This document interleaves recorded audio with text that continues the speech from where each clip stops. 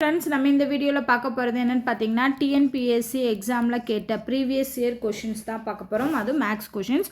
Already ஒரு 4 videos போட்டிருக்கோம். அது செக் பண்ணி பாருங்கள். ஸோ இன்னும் நிறைய கொஷின்ஸ் இருக்குது. எல்லா கொஷினையுமே நம்ம சால்வ் பண்ணலாம். ஸோ இந்த வீடியோவில் ஃபஸ்ட்டு கொஷின் பார்த்தோம் அப்படின்னா, 2 மாடுகளோட விலையோட விகிதம் கொடுத்துருக்காங்க. ரேஷியோ 23:16. அது என்ன ஆகுதுன்னா 2 இயர்ஸ்க்கு அப்புறமா, ஸோ 2 இயர்ஸ்க்கு அப்புறமா முதல் மாட்டோட விலை 477 இன்க்ரீஸ் ஆகுது. ஓகேவா? இரண்டாவது மாட்டோட விலை 10% இன்க்ரீஸ் ஆகுது. தற்போது விலையின் விகிதமானது இப்படி இன்க்ரீஸ் ஆனதுக்கப்புறம் என்ன ரேஷியோ வருதுன்னு பார்த்தீங்கன்னா 20:11 இருக்குது. அதாவது 23:16 இருந்தது 2 வருஷத்துக்கு அப்புறமா. முதல் மாட்டோட விலை 470 ரூபா கூடியும், ரெண்டாவது மாட்டோட விலை 10% கூடியும் நமக்கு புது ரேஷியோ 20:11 கிடைக்குது. அப்படின்னா தற்போது அந்த உண்மை விலை என்ன? உண்மை விலை என்ன? ஃபஸ்ட்டு இருக்க ரேஷியோ வச்சு ஒரு வேல்யூ கண்டுபிடிச்சிருப்போம் இல்லையா? அந்த உண்மை விலை என்ன அப்படின்னு கேட்டிருக்காங்க. முதல் மாட்டுக்கும் ரெண்டாவது மாட்டுக்கும். நான் ஃபஸ்ட்டு இதுக்கு ஷார்ட்கட் சொல்லிடுறேன். ஏன் அப்படின்னா இதோட கால்குலேஷன் நிறைய வரும். ஓகேவா? ஸோ ஷார்ட்கட் மெத்தடில் போகிறதா இதில் புத்திசாலித்தனம். இதுக்கு நீங்கள் நார்மல் மெத்தடில் போனீங்கன்னா நிறைய கால்குலேஷன் மல்டிப்ளிகேஷன்லாம் பண்ணி தான் ஆன்சர் கண்டுபிடிக்க முடியும். நான் அதுவுமே எக்ஸ்பிளைன் பண்ணுறேன் எப்படி பண்ணுறதுன்னு.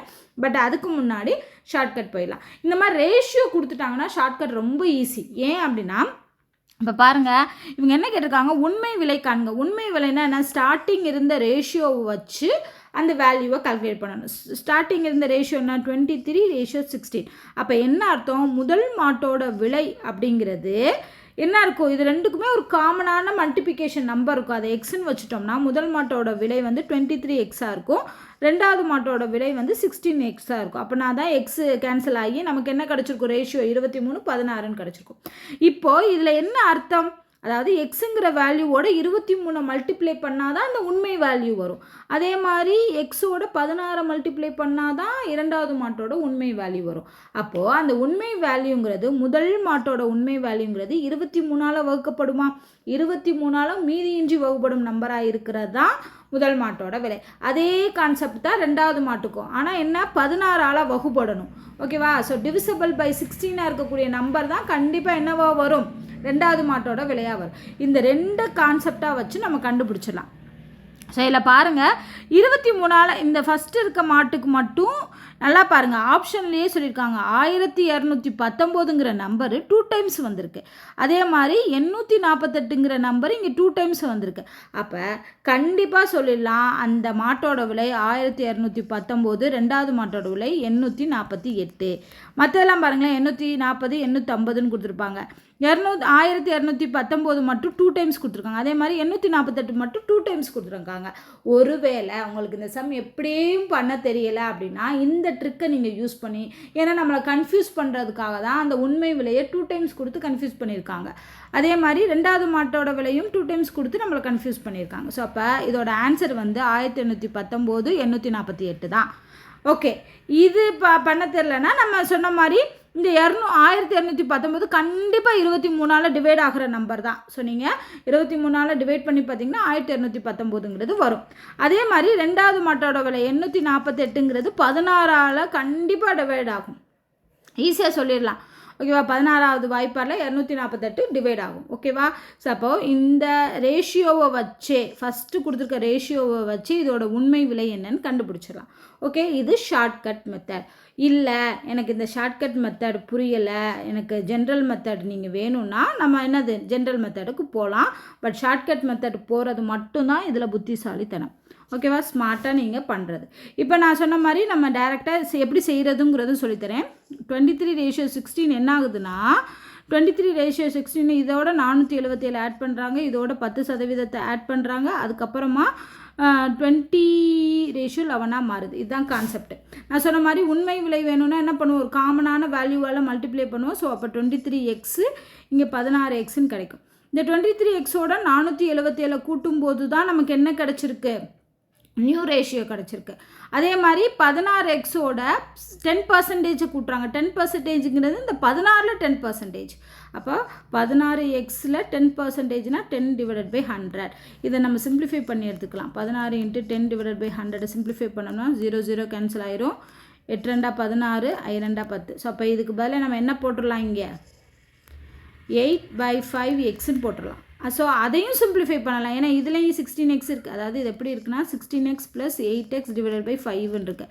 ஸோ 5 எல்சிஎம் எடுத்தோம்னா 16ஐயும் இன்ட்டு 5ஐயும் மல்டிப்ளை பண்ணணும். ஓகேவா? ஸோ 16 5 என்ன வரும்? 80 வரும். 80x வரும். இங்கே ஒரு 8x இருக்குது. அதை கூட்டினோம்னா 88x / 5ன்னு கிடைக்கும். ஸோ அப்போ இந்த ரெண்டாவது இருக்கு இல்லையா, இந்த ரெண்டாவது ரேஷியோ வந்து நமக்கு என்ன கிடைக்குது? ஃபைனலாக 88x / 5ன்னு கிடைக்குது. மொதல் ரேஷியோ இது எதுக்கு ஈக்குவலாக இருக்குது? 20:11க்கு ஈக்குவலாக இருக்குது. அப்போ இதில் நம்ம ஃப்ராக்ஷன் எழுதும்போது 23x + 477 டிவைடட் பை 88x / 5 = 20/11. இப்போ நம்ம என்ன பண்ணணும்? கிராஸ் மல்டிப்ளிகேஷன் பண்ணணும். கிராஸ் மல்டிப்ளிகேஷன் பண்ணுறதுக்கு நான் சிம்பிளாக பண்ணுறேன். நம்ம 23x + 47 அப்படியே வச்சுக்கோங்க. 477 வச்சுட்டு இதை மட்டும் இந்த சைடு கொண்டு வாங்க. 20/xோட 88x / 5 கிடைக்குது. இப்போ இந்த 5ஐயும் 20 அடித்தோம்னா 4, 11ஐயும் 88 அடித்தோம்னா 8 கிடைக்கும்.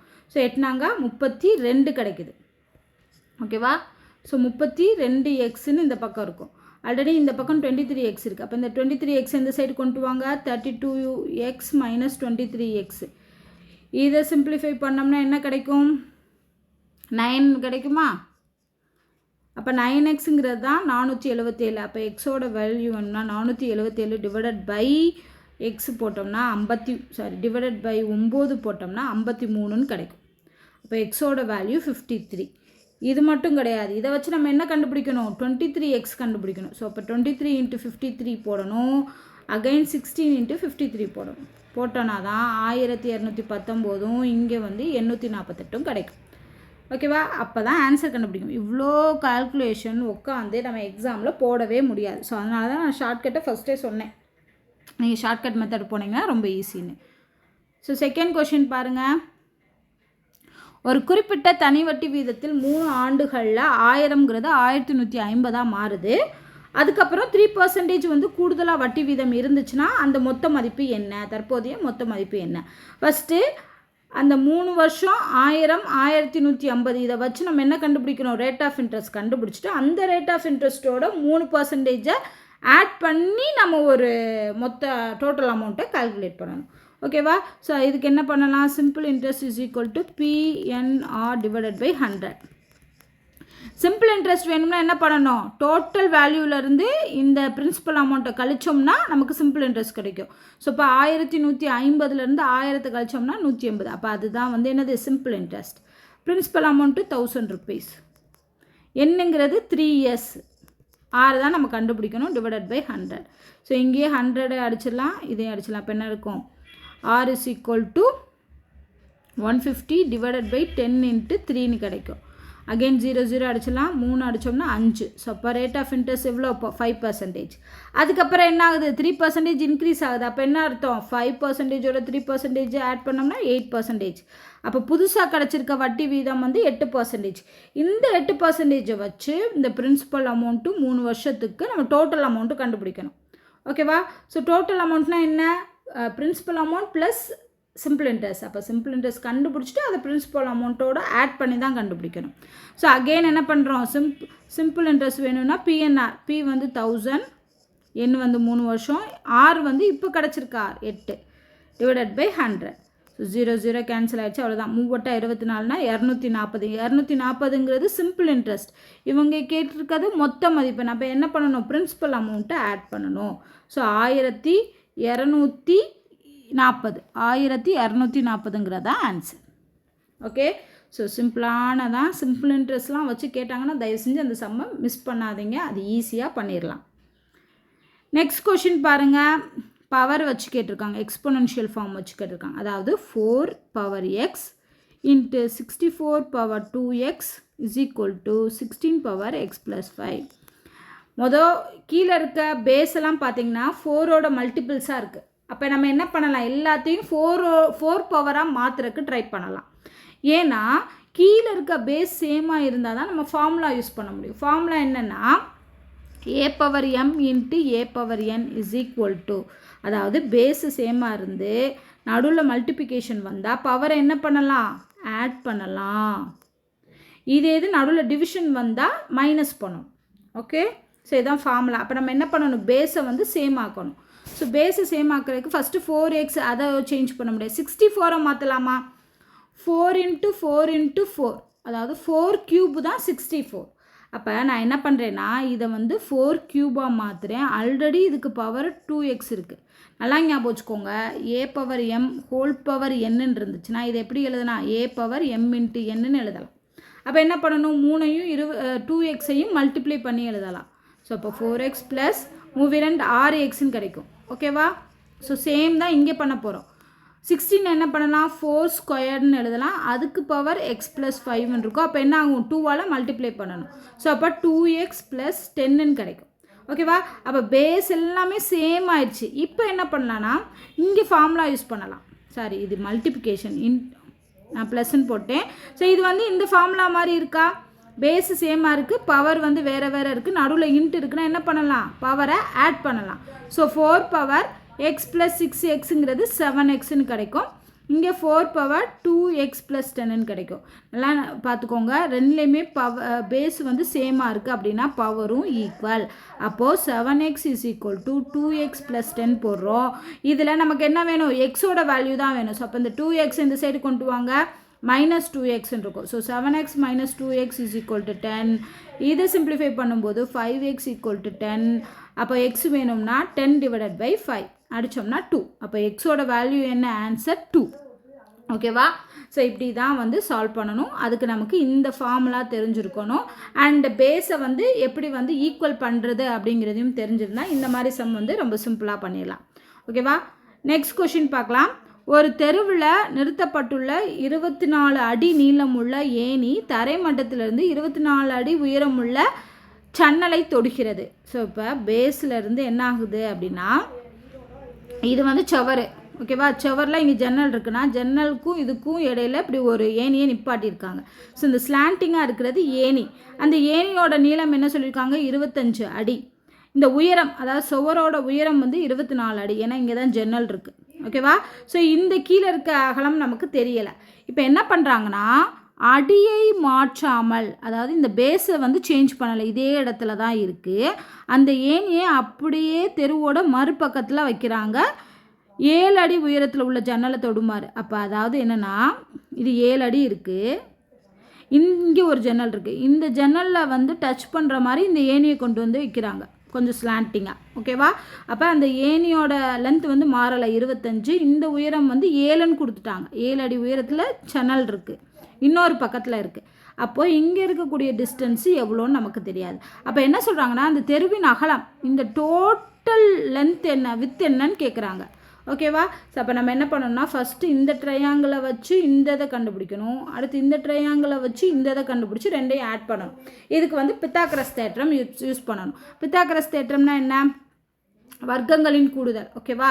ஸோ அப்போது இந்த இருக்கு இல்லையா, இதோட ஸ்கொயருங்கிறது இந்ததோட ஸ்கொயர், இதோட ஸ்கொயர், இது தெரியாது. ஸோ எக்ஸ்ன்னு வச்சுக்கலாம். So x², 24² + x². ஓகேவா? ஸோ இதுதான் பித்தாகரஸ் தேற்றம்.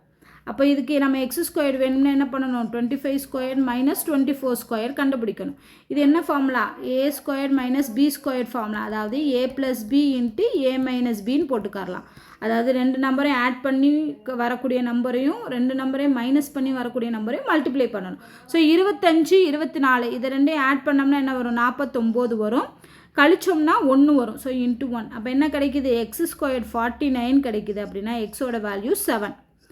அப்போது இந்த சைடு வந்து எக்ஸோட வேல்யூ 7ன்னு கண்டுபிடிச்சாச்சு. இதே மாதிரி நம்ம ஒய் கண்டுபிடிக்கணுமா? ஸோ ஒய் கண்டுபிடிக்கிறதுக்கு என்ன பண்ணணும்னா இந்த ட்ரையாங்கிள் எடுத்துக்கணும்.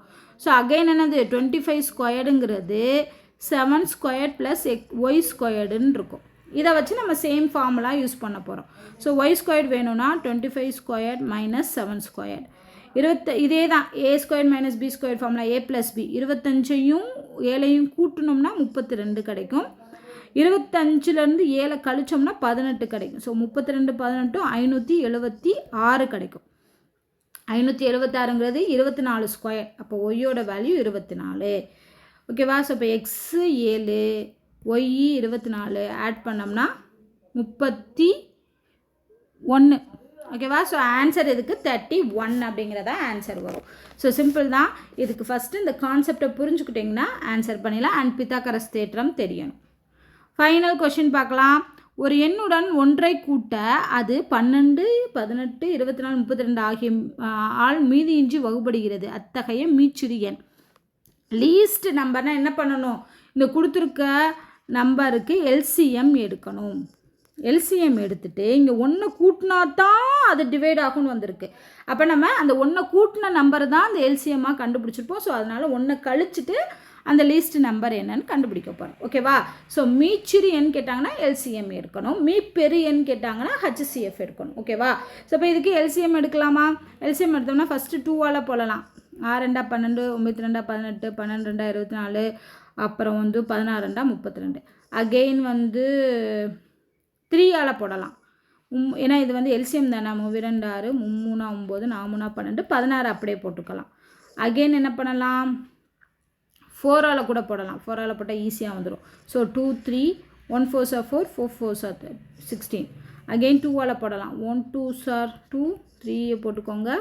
2 2s are 4. அவ்வளோதான், வேறு எதுவுமே போட முடியாது. ஸோ அப்போ என்ன வருது? 2 × 3 × 4 × 2 × 3 × 2.